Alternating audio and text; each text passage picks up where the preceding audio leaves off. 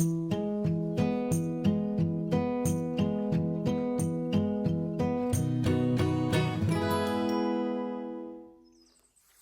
right, it's 7:30 a.m. It is Saturday. Sun's coming up in Todd Harbor. Gonna get underway. I got a long haul today. We're between 8 and 10 hours. I don't know. So daily routine will need to be done underway. In weather news, it's 47 degrees. The barometer has dropped about 5 millibars overnight, and there's some clouds in the direction that we're going that are getting puffy up top. I think that means there's a low there, which should mean some wind. From which direction, I'm not sure. I think south, should be from the south, but I guess we'll find it out. Well, so we're underway. We're kind of sailing into a big fog bank here, so visibility might get greatly reduced. Freddie, the motor, is being a little finicky today. Currently running them on half choke, keep them going. It's not sputtering or anything now, but we'll see after it gets a good warm up how it goes. All right. Visibility 0, wind 0. We'll see. The sun's out behind it. Hopefully that'll burn it off in an hour or two. Otherwise, we're going by GPS.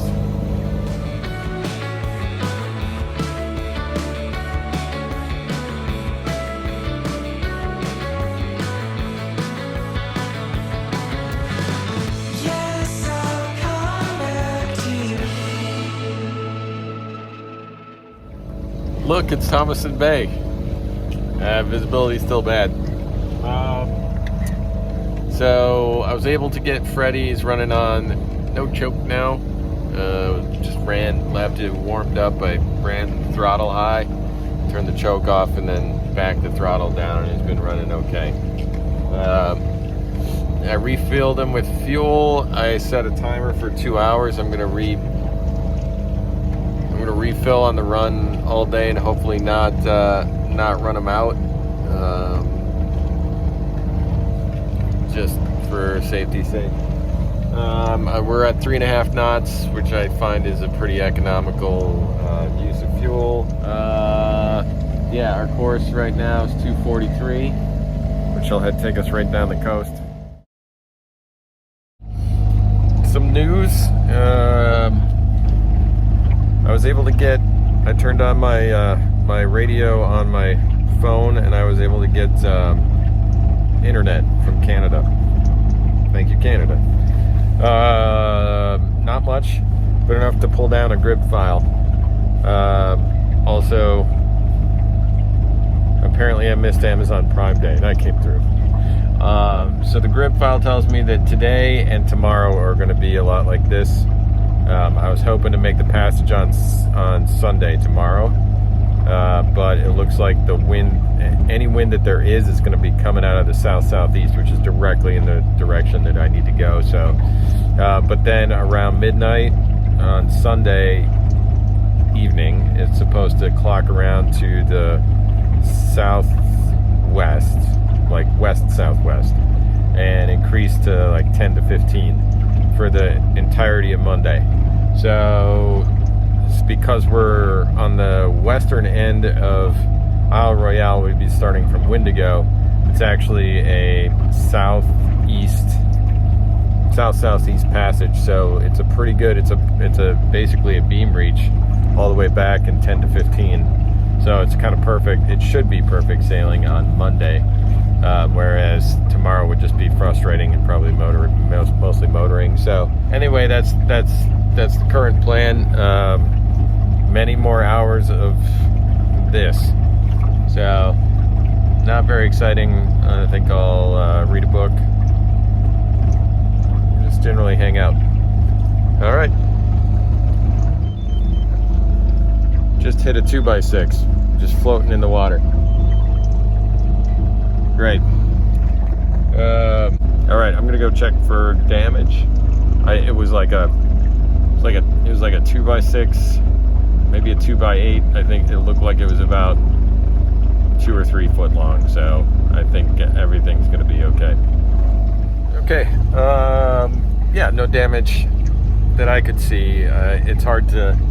Once I'm on the bow, it pushes the bow under the water, and the motor comes out of the water completely and goes crazy, and then we lose steerage way, and then the autopilot goes crazy. So I could shut all of that off and head up there and take a better look, but I didn't see anything. I don't think. I think it just kind of dinged off of the hull. I think it hit pretty straight on though, because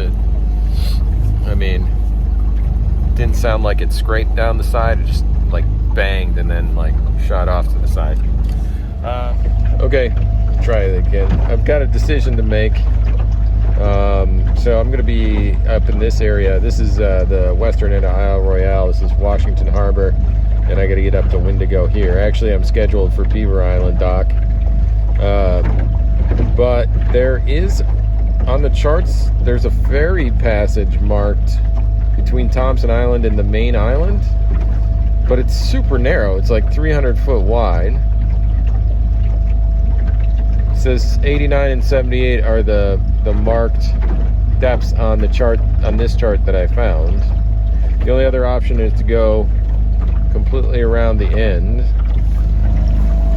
And that passage on CMAP, it's got the high resolution biometry, whatever that is. You know, like basically the high res ground or depth soundings. The depths is not too bad. It says 16-ish here, but it's definitely not the 89 and 78 that it shows on that chart. There are some rocks there and a weird light, and I don't know why the ferry line is marked to this side of that channel. And visibility is about 1/4 of a mile right now. So I think it would be foolhardy to try that passage in the fog. So I think I'm going to chicken out, and I'm going to take the western passage, unless the fog completely clears out by the time I get there, which I don't think it's gonna, based on the way this day is going. So, all right, I've made my decision. Okay, I've run out of storage on my phone, and I can't seem to clear up enough to make it useful. The fog is cleared up a little bit. I can see the North Gap, and this is the Johns Island Gap, which is not navigable, but the fog is coming in and out yet, and so it's not much further. I'm just going to continue on into the Western Passage. There's some rocks and shoals out here, but I am able, so I'm just using CMAP. I've set a couple of waypoints, and then I've put in the exact coordinates of the Windigo dock into the Garmin. So I can at least point my way in there, and that should hopefully be good enough. But luckily enough, yeah, the wind, we've got a little wind coming off this end of the island, and it's socking in the fog back the other way, westward on the island, or sorry, eastward. So it looks like I may be able to see while going through this channel, which I was starting to look for plan Bs as far as like cormorant. I was looking for plan Bs as places to stop, but there's really not much. You really gotta brave this channel one way or another. It looks like when you're on the end of the island.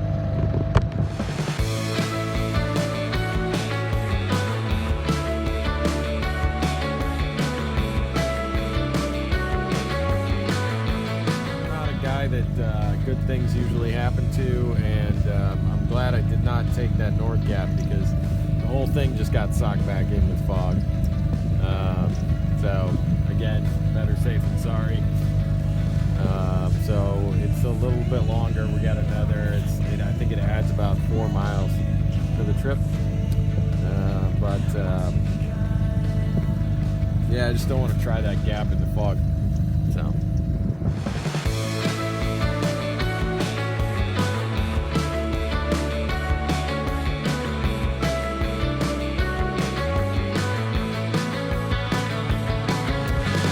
Yes, I'll come back to you.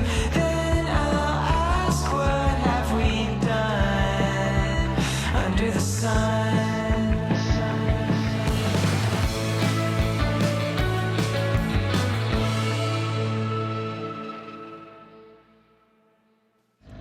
Yeah, the sun's coming out, the fog's clearing out. Over there, that's the Johns Island Gap. And then we'll be able to see the North Gap as we come around there.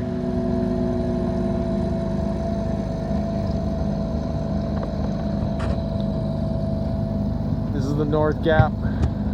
It doesn't look too scary right now, but again, that's only like 300 foot wide, and I just didn't feel comfortable doing it in the fog. Another thing is you can now see off in the distance the entrance lights, which just appeared a few minutes ago.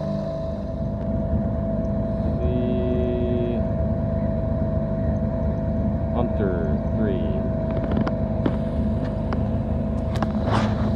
That wake is gonna swamp me. Alright, I'm clipped in.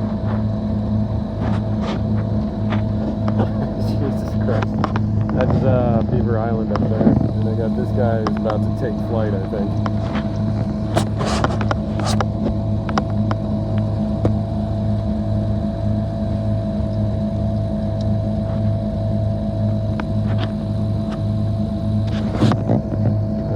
Yep, time for me to do the same.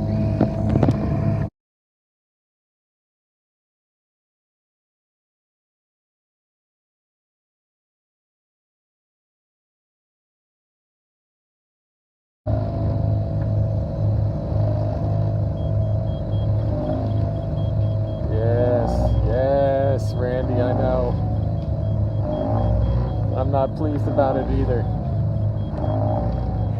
Jesus Christ. I think it's like just a plow, man. Watch out for those. Alright, so that's the Beaver Island. That's Beaver Island and the Beaver Island dock. It's right in the channel where that ferry just plowed through. If I tied up to that, I'm pretty sure I would be on top of that dock at some point. So I'm going to try to see if I can get anything in Windigo. If not, there's a catch that's anchored over there. So I'll have to take a look. That might be a good place to drop the hook if I need to. But I got to get some fuel first. There's a seagull giving an eagle hell. Like a cute little island stop off. But yeah, I think that dock is just dangerous. You can see it's wet halfway up the boards there from the wake from that ferry boat that just went through. So, you know, what? It's at least 2 foot to the top of those. I don't think I want those hitting the boat against the dock.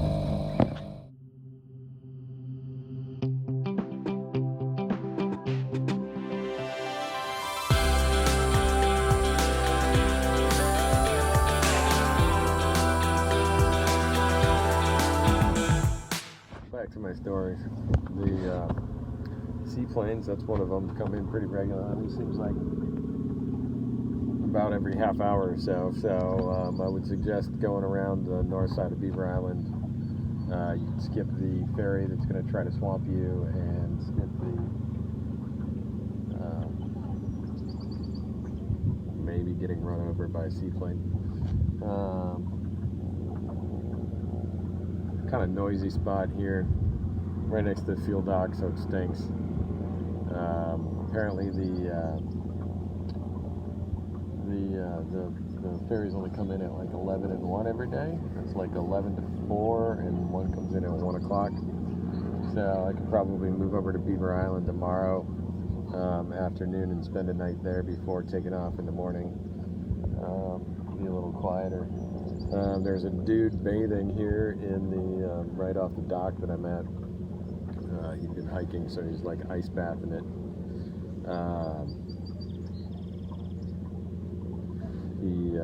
Anyway, he said that there's food here because of the tournament and maybe fish Friday night. So yeah, it was just over $30 for 3.5 gallons of fuel here right now, which is probably, you know, if you're putting 100 gallons in a tank up here, it's like it'll make you go broke, I think. So yeah, that would explain why there's not as many. There's no shore power here. There's no water. But the docks are free, but you're on your own to find one. So there are showers that look like about $5.50 for a 5-minute shower. It looked like there were laundry facilities and stuff as well, like $10 maybe. There's a little store with some souvenirs and like a bunch of Pringles and hot dogs, that sort of thing you can buy. So it's kind of a small mercantile. They sell the fuel and stuff out of here. But there is running water, which means there are real toilets here, which is a big deal. We've been in those privies all week, so. Okay, now 2 sheets to the wind. Just went to this fish fry. Free food, there's a donation thing. Very strange group of people getting together, but very cool. It was, like campers, hikers, and then basically tournament fishermen and a couple of sailors, like all just eating, hanging out together. Kind of a cool thing that they've got. Seems like they're trying to figure out a way to make it bigger, but anyway. Beautiful evening here now. The seaplanes have stopped. The ferries have stopped. The wind is blowing away from the fuel dock, so I don't have that smell anymore. It's just sun, sea, and beautiful scenery.